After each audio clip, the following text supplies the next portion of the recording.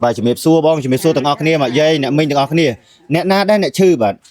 ố kháng đi bà chỉ mẹp xua bong sấy bong chưa đây bong giống cái tham ha đi một bốn cừu mà ha một bốn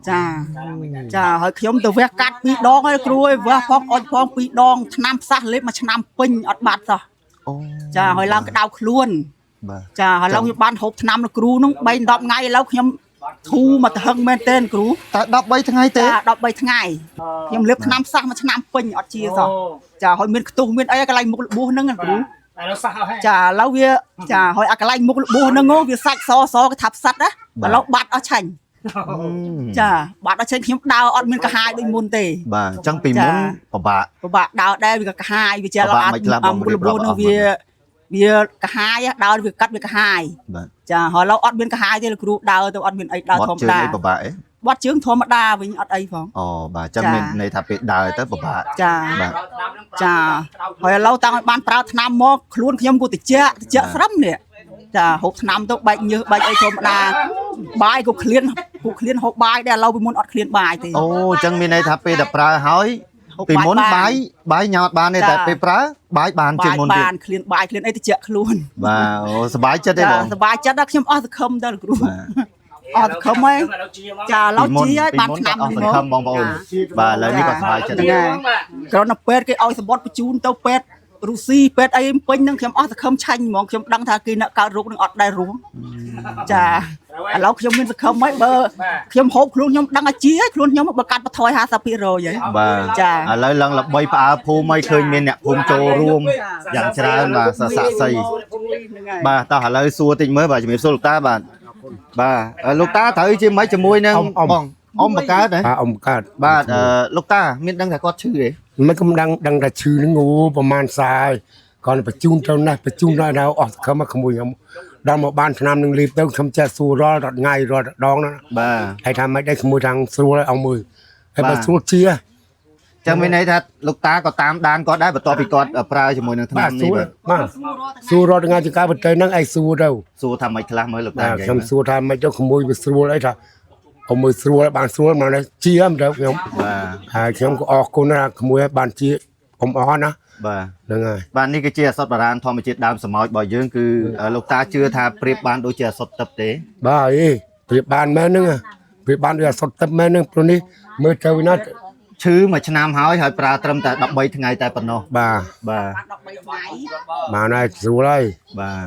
នឹងអរគុណនឹងគ្រូហើយបាទអរគុណលោកតាបាទគាត់ចេះថាអីចេញអូយអញ្ចឹងណាចារួចគាត់ទៅវះកាត់វះអីអញ្ចឹងជំងឺធម្មតាទេណាបងស្រីបាទជាបាល់ហ្នឹងហើយបានគាត់ជាប៉ុណ្ណេះអស់ពីមុនគាត់ថាកាហាយដើរធីកថេកបាទតែឥឡូវគាត់ស្រួលគាត់ហើយបានត្រៀមបានអីហើយបាទជំរាបសួរមកយាយបាទមកយាយត្រូវជាមួយនឹងអ្នកជំងឺដែរ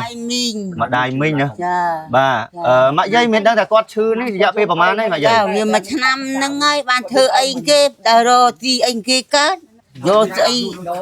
ខ្លះថាចងខ្សែភ្លើងមិនដៃអូចងសពគ្រប់ហើយនេះ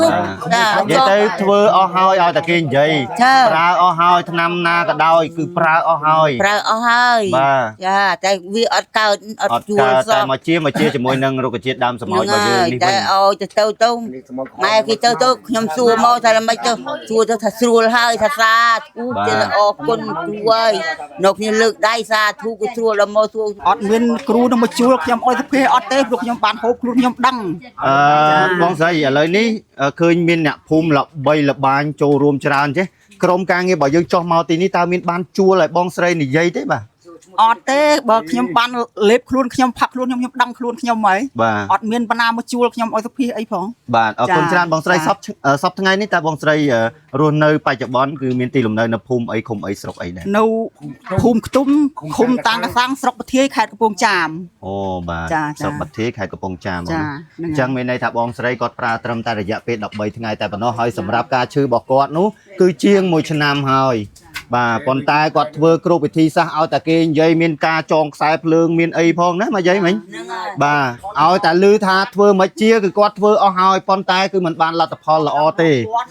បាទអស់ប្រមាណហើយបងព្យាបាលនេះបាទ3000ហើយបើមួយឆ្នាំពេញទៅហើយវាកាត់2ដងអត់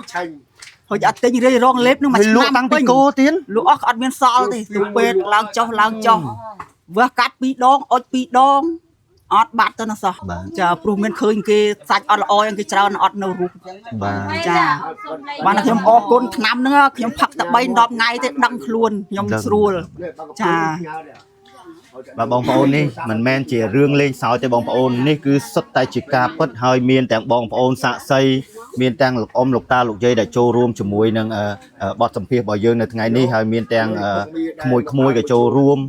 ដើម្បីផ្ដល់នៅបទសម្ភាសន៍ធ្វើជាសាក់សីពិតប្រាកដដែលបងស្រីបានឈឺនេះជាង1ឆ្នាំទៅហើយគាត់ប្រើប្រាស់ជាមួយនឹងសត្វបារាណរុក្ខជាតិដើមសំោចរបស់យើងត្រឹមតែ13ថ្ងៃតែប៉ុណ្ណោះគាត់ថាមានអារម្មណ៍ថាជា 50% ទៅហើយនេះមិនមែនជារឿងលេងសើចទេបងប្អូនហើយសង្ឃឹមថាបងប្អូនទាំងអស់គ្នាដែលកំពុងតែជួបបញ្ហាដូចបងស្រីអាចទំនាក់ទំនងមកកាន់ក្រុមការងាររបស់យើងពីគ្រោះយោបល់ទាក់ទងជាមួយនឹងជំងឺមហារីកគ្រប់ប្រភេទអាចទំនាក់ទំនងមកកាន់លេខទូរស័ព្ទនៅខាងលើបានអរគុណច្រើនបាទអញ្ចឹងសូមជម្រាបលាទាំងអស់គ្នាណាលោកតាលោកយាយបាទអរគុណបាទជម្រាបលាបាទ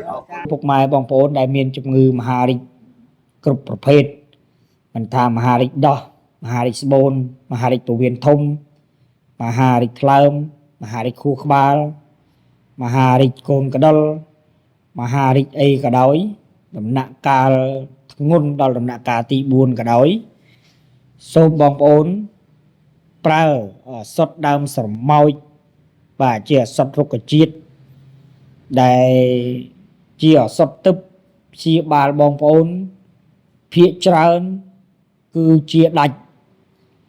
បាទនេះមិនមែនជារឿងលេងសើចទេបងប្អូនសូមជួយshareផងហើយសុទ្ធនេះគឺមានទីតាំងលក់ត្រឹមត្រូវបាទទីតាំងបងប្អូនអាចមើលបាននៅច្រាំងចម្រេះបាទនៅផ្លូវជាស្វារាទីតាំងលក់ឱសថរបស់យើងនេះគឺគ្មានការបោកប្រាស់ទេឱសថរុក្ខជាតិដើមស្រមោចនេះគ្មានសារជាតិប៉ះពាល់ឬក៏មានសារជាតិហាមឃាត់អត់មានប៉ះពាល់អីទាំងអស់បងប្អូនដែលកំពុងតែចាក់គីមីឬក៏ញ៉ាំថ្នាំពេទ្យអាចញ៉ាំលាយជាមួយបានដោយមិនបាច់បារម្ភអីទាំងអស់បាទនេះគឺជាការពិត